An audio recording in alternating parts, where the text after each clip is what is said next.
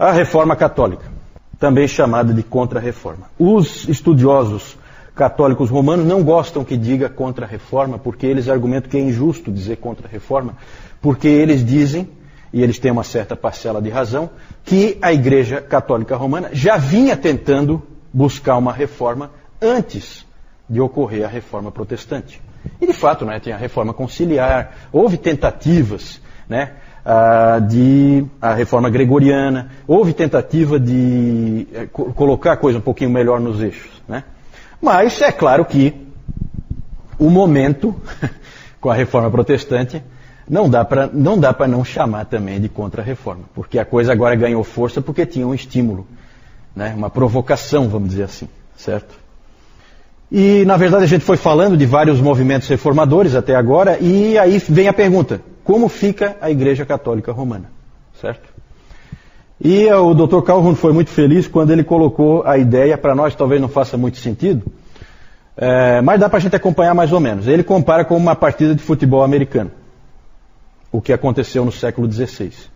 Como se fosse uma partida entre protestantes e católicos, certo?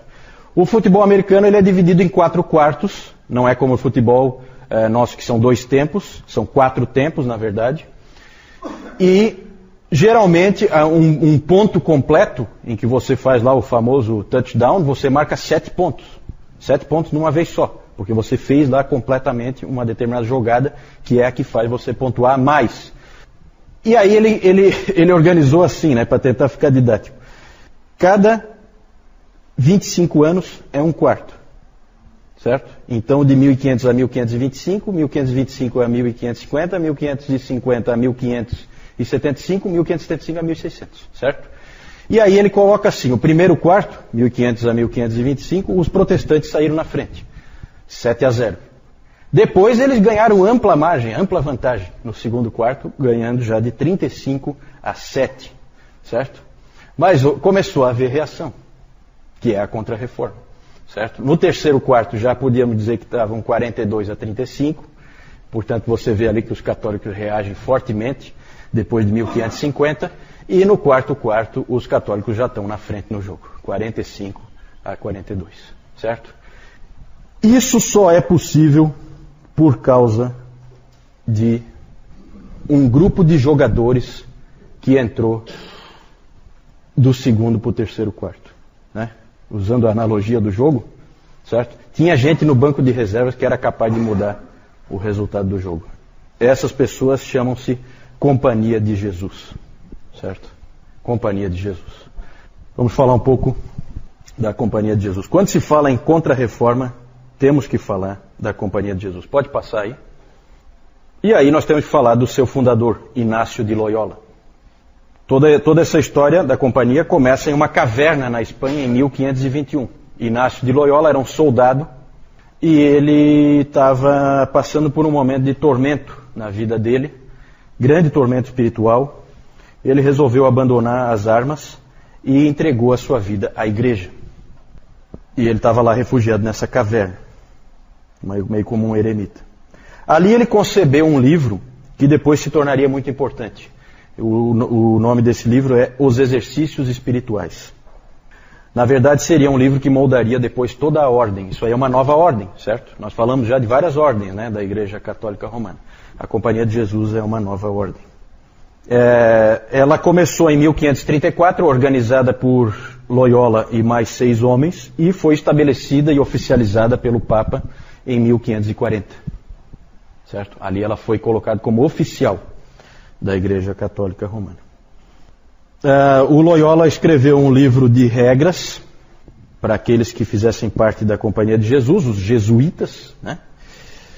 Então, para quem ainda não tinha se tocado de quem que nós estamos falando, Companhia de Jesus são os jesuítas, os que fazem parte da Companhia de Jesus.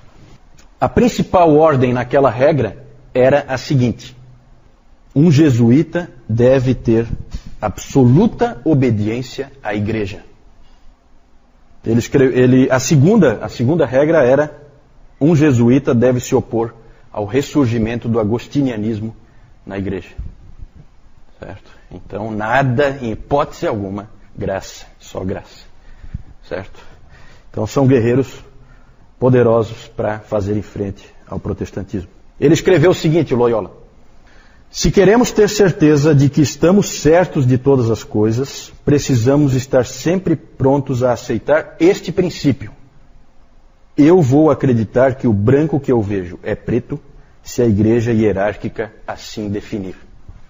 Então, quando eu ponho ali obediência cega, é cega. Cega mesmo. Ele disse, a camisa do João, se vier aqui o Papa e disser que ela é preta para mim. É preta. Eu vou acreditar nisso, por toda a lei. Imagina o que o Papa Paulo III lá e companhia não fez nessa hora, né? Levantou a mão para o céu. Olha quem apareceu. Nós estávamos aqui perdendo de feio essa partida e olha só os caras que apareceram. Verdadeiros brutamontes para entrar no meu time, para usar a ilustração do futebol americano, né? Precisa de uns caras meio brutamontes para jogar. Então apareceram esses sujeitos do nada. Na verdade havia agora um exército nas mãos do Papa. E que exército? Um jesuíta para ser formado levava 12 anos. Às vezes eu vejo o pessoal reclamando aí porque estuda 5 anos na faculdade. Que é isso? 12 anos para você se formar. 12 anos de estudo e de autoexame para você poder se tornar um jesuíta. As pessoas que saíam de lá saíam extremamente bem formadas e extremamente disciplinadas para lutarem pela sua causa. Os jesuítas, vocês sabem, se especializaram em educação, né? O colégio mais tradicional de Florianópolis é um colégio jesuíta, fundado pelos jesuítas, não é verdade? Eles se especializaram em educação. Aqui é mais colégios que eles colocaram, mas nos Estados Unidos tem várias universidades jesuítas. E eles deram um novo fôlego à teologia, principalmente com um homem chamado Roberto Bellarmino. Eles elaboraram todo um esquema de casuísmos, casos de consciência. Eles eram capazes de defender qualquer coisa. Eles tinham umas jogadas que eles faziam em argumentação, que eles tinham a capacidade de defender qualquer coisa que eles quisessem. Eles são famosos por dizerem uma coisa querendo dizer outra, né? Tem um dizer católico, tá? Que diz assim: há 3 coisas que ninguém sabe. Ninguém. Quanto um dominicano conhece, quantas ordens para mulheres há na Igreja Católica e o que um jesuíta está realmente pensando. Então é interessante esse tipo de pensamento, né? Agora, a grande força, por que eles viraram o jogo ali? É o último aspecto que eu coloquei ali. Esses jesuítas são os grandes missionários, certo? Então tudo bem, nós estamos perdendo terreno aqui na Europa, só que nós vamos ganhar o resto do mundo todinho. E fizeram. E os protestantes estavam ali amarrados, não tinha missões nessa época. Ninguém mandava ninguém para lugar nenhum, né? Na verdade eles estavam se consolidando. Era tudo muito novo. Certo? Em muitos lugares estavam sendo perseguidos. Então essa coisa assim, vai lá para Genebra, aprende em Genebra, volta para o seu próprio país, porque lá não está nada estabelecido, certo? E aí os católicos foram espertos, né? Eles tinham ali já séculos, né, de uma coisa bem estabelecida, e aí apareceram esses sujeitos aí dispostos a qualquer coisa, esses jesuítas, e os indivíduos foram pelo mundo afora, certo? O grande nome missionário, um sujeito admirável, né? Não é porque é católico que a gente não vai admirar. Um sujeito admirável é Francisco Xavier, certo, né? É impressionante o que esse sujeito fez, certo? Ele foi o mundo inteiro navegando lá, foi com os portugueses, saiu de Lisboa, né, num navio e ia por tudo que é canto. Parou em Moçambique, depois foi para a Índia, depois foi para o Japão, depois foi para a China. Na China eu acho que ele não conseguiu entrar, não me lembro. Mas é impressionante. Na verdade, a Espanha, gente, era a grande força motriz do catolicismo.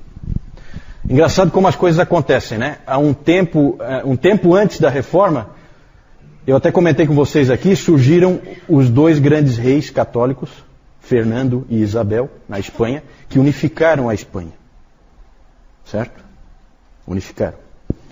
Foram eles que mandaram Cristóvão Colombo, aquela coisa toda. E aí tinha aquele famoso dizer que Isabel e Fernando eram mais católicos que o Papa. E eram mesmo. Não é à toa que o catolicismo ganhou a força que ganhou na Espanha, e todos os caras que trabalharam aí eram espanhóis, Inácio de Loyola, Francisco Xavier, outros grandes nomes aí dessa época, São João da Cruz, São João de Deus. Esse João de Deus é nascido em Portugal, mas ele na verdade acabou... ele é o padroeiro dos hospitais, né? Porque ele criou a Ordem dos Irmãos Hospitaleiros, no sentido de hospital, certo? Então esses caras fizeram muita coisa. Outro grande nome é Teresa de Ávila. Todos espanhóis, todos, certo? O catolicismo, a força do catolicismo estava na Espanha, certo? É engraçado que até hoje se diz que, porque a gente sempre pensa em catolicismo, a gente pensa em Itália, né? Só que o italiano tem um catolicismo assim meio de aparência, né? Geralmente. O espanhol não. O espanhol, quando ele levava aquilo a sério, era a sério mesmo, né?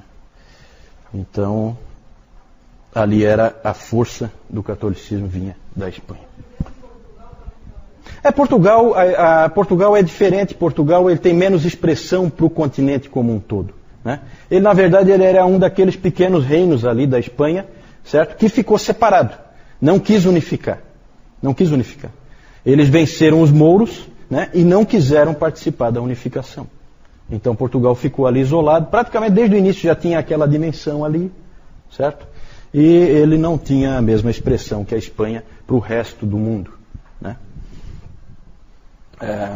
A Espanha sempre foi mais importante. Temos que falar, evidentemente, do Concílio de Trento.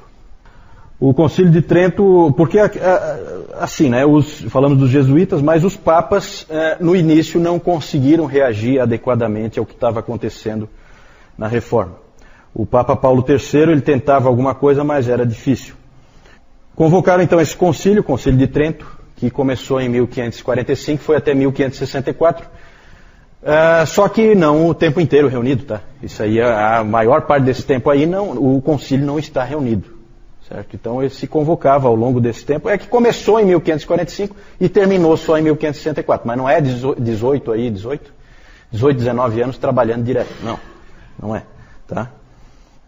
Em 1564 o trabalho estava completo. Foi o primeiro concílio a discutir todos os aspectos do cristianismo. Foi uma discussão geral de tudo, certo? De lá saiu consolidado o que nós conhecemos hoje como catolicismo romano, certo? Não é igual ao que existia antes. Um anglicano disse uma vez que em Trento surgiu a nova religião trentina. É claro que nenhum católico aceita isso, mas era uma nova religião, sim. Moldada por uma reação à reforma protestante, certo? Não era a mesma religião medieval. Tinha muitos elementos, muitos mesmo, mas já com algumas adaptações especiais acabou se tornando, pode-se dizer, uma outra religião. É interessante que na igreja Santa Maria Maggiore, onde eles se reuniam, foi escrito na parede um dizer, né, colocaram assim: aqui o Espírito Santo falou pela última vez. Que humilde, né? Então, acredite quem quiser. Algumas ênfases de Trento. Autoridade inquestionavelmente, inquestionavelmente a autoridade está no Papa. Não tem mais conversa para nenhum outro modelo. O Papa passa a ser o cabeça único da igreja, ele tem autoridade plena. Que mais? Os assuntos que antes tinham abertura para discussão, como nós vimos às vezes, algumas controvérsias dentro da Igreja Católica, foram fechados, muitos assuntos foram fechados. Não pode mais discutir, não pode mais. Justamente para evitar, né, que se chegasse à descoberta da verdade mais uma vez, como tinha acontecido na Reforma Protestante. Que mais? Uma coisa em que Trento foi bem sucedida, e isso aí deu força também para a Igreja Católica, é na questão moral. Nunca mais, depois de Trento, nunca mais a Igreja Católica Romana desceu a um nível tão baixo como tinha descido antes da Reforma Protestante, né? Então, até para a Igreja Católica Romana foi boa a Reforma nesse sentido, certo? A Reforma Protestante ajudou eles a conseguir o que eles já vinham tentando sem sucesso. de fato, depois de Trento, se tornou uma religião séria, novamente, pode-se dizer assim, né? Errada, mas séria, certo? A tradição passou a ser supervalorizada, porque agora o povo tinha na mão a Bíblia, e a Bíblia não fechava com o que eles viam ali naquela igreja, certo? Qual a saída? Colocar uma outra autoridade, já que aquela autoridade ali nos repreende. A Bíblia repreende a Igreja Católica. Então, em Trento há uma hipervalorização da tradição, certo? Inclusive com uma jogadinha muito interessante, que é valorizar a tradição oral, para que os próprios protestantes não possam checar no escrito. Passa a haver uma valorização de uma tradição oral que ninguém tem como checar. Sabe, os papas fazem de conta que eles sabem de coisas que ninguém mais sabe porque alguém passou no boca a boca para eles. Então não tem como checar. Certo? Essa é uma jogada bem tramada, bem arquitetada, para tentar se salvar das acusações que vinham dos protestantes. Olha só o que diz ali nos cânones de Trento. Todas as verdades salvíficas e regras de conduta estão contidas nos livros escritos e na tradição não escrita, recebidas da boca do próprio Cristo ou dos seus apóstolos. Fala, Jaime. Tem razão. O Jaime colocou, vocês entenderam, né? O Jaime colocou que essa ênfase na tradição anda junto com a obediência cega dos jesuítas, né? Porque, na verdade, você tem que ter a obediência cega a quê? Você tem que ter alguma autoridade. E de onde é que vem essa autoridade? Então você cria esse elemento aí da tradição oral, que não tem como ninguém checar, porque eu não estava lá quando um papa passou para o outro, a tal da tradição oral, que eu não sei nem qual é, certo? E aí o papa vem e fala uma coisa, os jesuítas imediatamente acreditam, né? Se disser que o branco é preto, o preto é branco, eles acreditam, né? Fala. A pergunta do Jaime é se porque antes a gente viu muito uso político da máquina da igreja, e aí a pergunta do Jaime é se os jesuítas tinham também esse espírito. Eu entendo que não. Eu acho que os jesuítas são extremamente sinceros e aí vinha a força deles, certo? Eles são indivíduos que creem na igreja, muito mais do que no próprio Deus, muito mais do que nas escrituras, muito mais do que em qualquer outra coisa. A igreja para eles é tudo, né? Mas eu acho que é sincero, sabe? E eles eram indivíduos como a gente viu, né? De grande disciplina, de grande rigor moral. Então isso tudo ajudou muito a Igreja Católica Romana a sair daquele quadro que ela tinha antes, lá com o Rodrigo Borgia e companhia. Uma coisa horrorosa aquilo, né? É claro que quem já conhece, eu não tenho tempo para falar aqui, faltou um aí, né? Salvação pela fé e pelo amor. Lutero diria salvação pela fé, ponto. Certo? Trento não. Salvação pela fé e pelo amor. Amor, entenda-se, obediência à igreja. Certo? O que a igreja diz para você fazer, você faz. Tá? Então você é salvo. É salvação percentual, né? Deus faz uma parte, você faz a outra. Cada um entra com a sua parte. Como é o velho semi-pelagianismo, né? Que é onipresente, ele sempre aparece. Só não é chamado de arminianismo nessa época porque o Armínio nem nasceu ainda. Mas é mais ou menos a mesma coisa, certo? O catolicismo sempre anda de mão dada com o semi-pelagianismo, tá? E não foi diferente aqui. É claro que eu não cheguei a falar aqui, mas se você for ler os cânones de Trento, você vai ver que lança anátemas aos montes para cima dos protestantes. Os protestantes todos são malditos, né? É uma coisa pesada. Mas, por outro lado, também, o Lutero também, o grande guerreiro do outro lado, também não deixava por menos, né? Porque ele deu uma resposta rápida, né? É claro que ele morreu em 1546, ele não viu a coisa toda pronta. Mas ele escreveu um livro antes de morrer, cujo título era Contra o Papado em Roma, criado pelo diabo. Então você vê que o homem não é fraco. Ele, quando saca da arma, também não saca para brincar, né? Então não é brincadeira. Como eu acabei de dizer, o Lutero ele morreu, né, em 1546, então ele não é o grande defensor pelo lado dos protestantes contra Trento, porque ele estava morto. Então o grande defensor do lado luterano foi esse Martin Chemnitz. Ele escreveu um monte de volumes refutando Trento, biblicamente, né? Porque esse documento de Trento era realmente uma ameaça ao protestantismo, né? Algumas pessoas podiam ficar em dúvida quanto ao que estava acontecendo, e ele então foi o responsável por fazer isso aí. Alguns católicos chegaram a dizer a seguinte frase: se o segundo Martinho não tivesse entrado, o primeiro não teria se sustentado.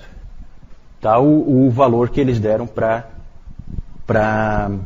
vamos dizer assim, para o porte desse adversário aqui, Martin Chemnitz. Esse é o segundo Martinho, né? Então eles dizem, se o segundo não tivesse entrado, o primeiro não tinha se sustentado na guerra, né? Assim chamada guerra, né? Mas pelo lado dos reformados foi o Calvino mesmo. O Calvino estava vivo, o Calvino nasceu em 1509, né?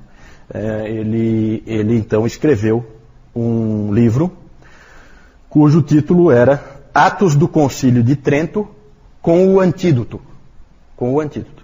Então ele comentava todos os atos do Concílio de Trento, ele teve acesso, evidentemente, e já dava o antídoto para os protestantes, né? Já dizendo, isso aqui está errado por causa disso, isso aqui é enganação, aqui tem uma coisa camuflada, tem uma armadilha aqui, e tem armadilhas, né? Dá a impressão que, né, o próprio fato deles usarem ali, salvação pela fé e pelo amor. Que bíblico isso, né? Dá a impressão, nossa, super bíblico. Mas ali tem embutida uma armadilha, certo? E os caras são espertos, ali aqueles indivíduos de Trento não eram bobos. Ele queria, o Calvino, se certificar de que os protestantes entendiam com clareza o que Trento estava dizendo e como responder ao que Trento estava dizendo. Calvino disse o seguinte: o todo pode ser resumido assim: o erro deles consiste em dividir a obra de Deus, dividir a obra entre Deus e nós, semi-pelagianismo, para que possam transferir para nós a obediência de uma vontade piedosa, recebendo a graça divina. Enquanto que, na verdade, essa obra é exclusividade do próprio Deus. Para traduzir isso aí, é o seguinte: a salvação é obra de Deus somente. A fé e o arrependimento não são condições para a salvação, como creem os católicos. Eles são parte da salvação. Fazem parte da salvação. São dons, como a Bíblia diz. O dom da fé, o dom do arrependimento. São presentes, são coisas que você recebeu. Certo? Nada de semi-pelagianismo. Sempre, tá, gente? Quando a gente fala assim, essa discussão, arminianismo, calvinismo, que bobagem. Que bobagem. Na verdade, ninguém, só esse indivíduo que está dizendo isso, acha que isso é uma bobagem. Isso é o cerne. Esse é o ponto de divisão. Esse é o principal aspecto. Lembra do Lutero e o Erasmo? Que o Lutero agradeceu o Erasmo porque o Erasmo foi para o único ponto certo, que é esse aqui. O resto é perfumaria. O resto é importante, mas é o que vem em torno.